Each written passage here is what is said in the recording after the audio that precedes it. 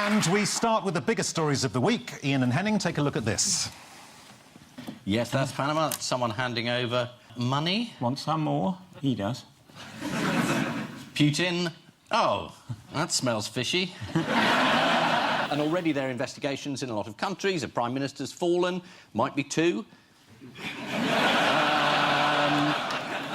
This is a fabulous story by a whistleblower for a company in Panama, and I do hope he's somewhere with a beard and a baseball cap, hidden safely away, having offended Putin, the Chinese, all Arab countries, and David Cameron, obviously.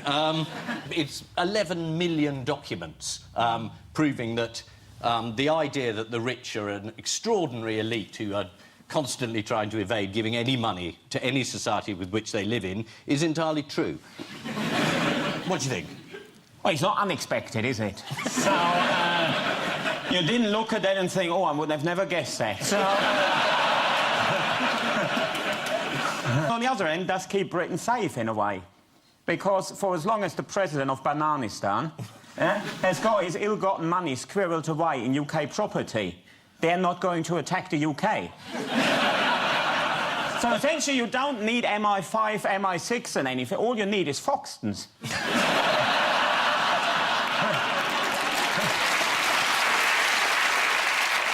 It's the most embarrassing thing that's ever happened on this scale. I mean, I'm sorry to be enthusiastic about it. I know you expected it, but, God, the detail's fantastic.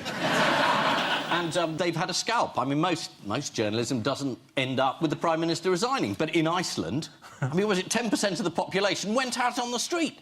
That'd be the equivalent of 5 million of us going up to Downing Street and saying, give us your dad's money back. It's just an idea. And as you said, the people of Iceland have reacted with fury. On the streets of Reykjavik, the incredibly well-behaved Icelanders stamped their feet for a bit and their Prime Minister resigned after it was revealed he and his wife had a huge offshore tax fund. Although his spokesman claims he has not resigned, he has merely vacated the office of Prime Minister temporarily. Oh, no, we've heard this before, Suzanne.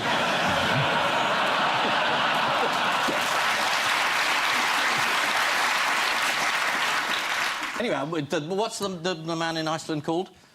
Sven?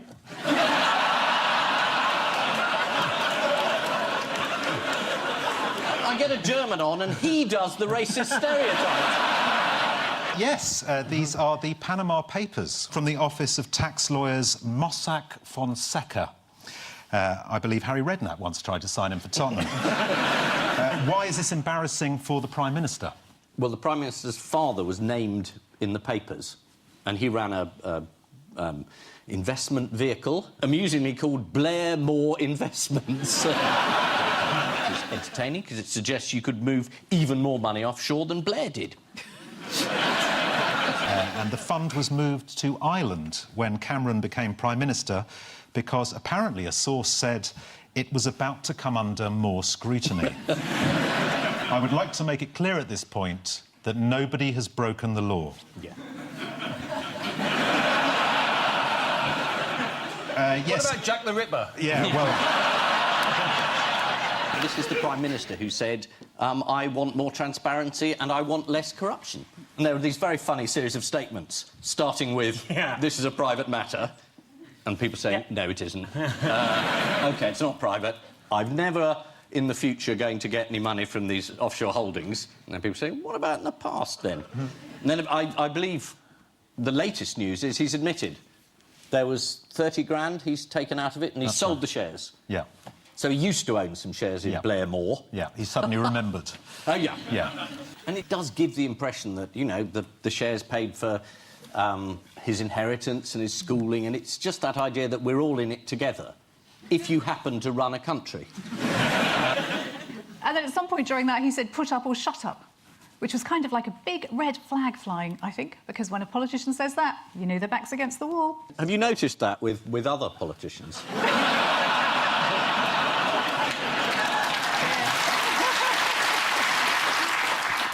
Well, I think it is incredibly embarrassing for him. Yes, Cameron dealt with these embarrassing questions in instalments. He said it's a private matter. Here he is in 2013 commenting on the private tax affairs of Jimmy Carr.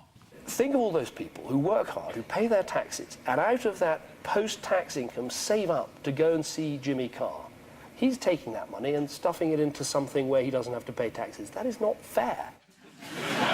To be fair, whenever Cameron gives a speech, it's always free entry. Where was he when he was asked about his tax affairs, and why was it extra embarrassing? The Bahamas? Shame, he would have got a nice tan, wouldn't he? Yeah. No. Lanzarote. No. Oh, PricewaterhouseCoopers, wasn't he? That's right, yes. He was at the accountants PricewaterhouseCoopers, who have been criticised by a Commons committee for facilitating tax avoidance on an industrial scale.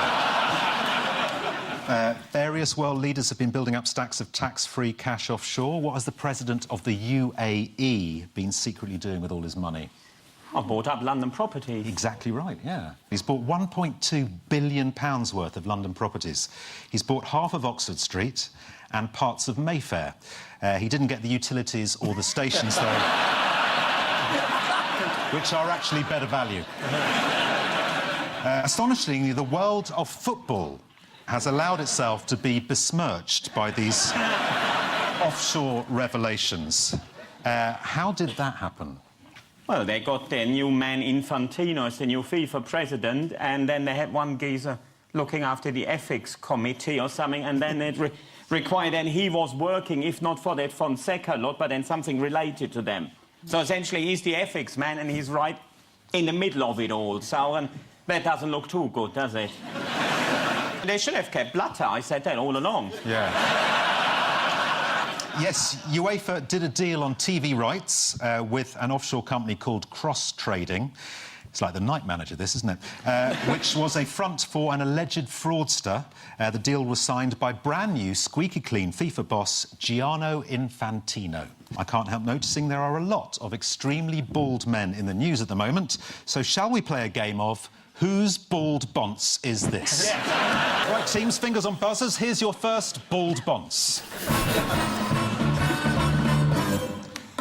Who's that? Ian Duncan Smith. Yes, it is. Hey. Ian, you made him cry, didn't you?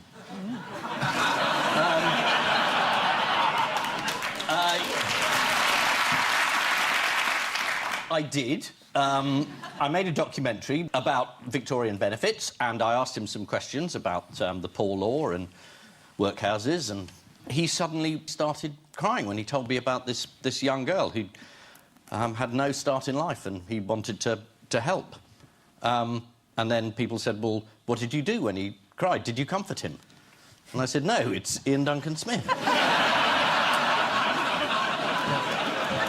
You didn't tell Ian Duncan Smith you were related to him, did you?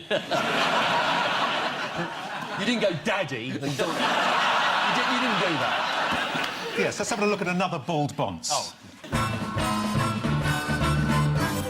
Is it someone's knee?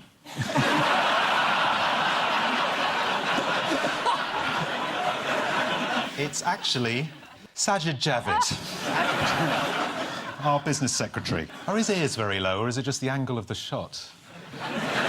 Look like his head has melted and they've slid down the side of his face.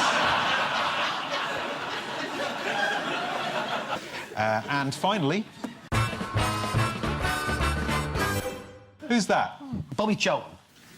Right profession. Somebody old in football, is that it? Well, he will be thrilled to hear that. It's Ray Wilkins. Why has he been in the news? He hasn't.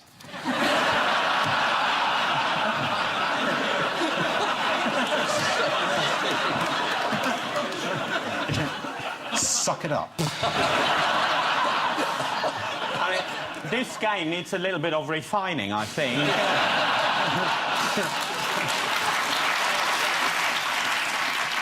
This is the shock news that some of the world's biggest bastards have been using offshore companies to dodge their tax. Panama may seem an unlikely location for financial security, but if there's one thing we know about Panama, they can keep things under their hat.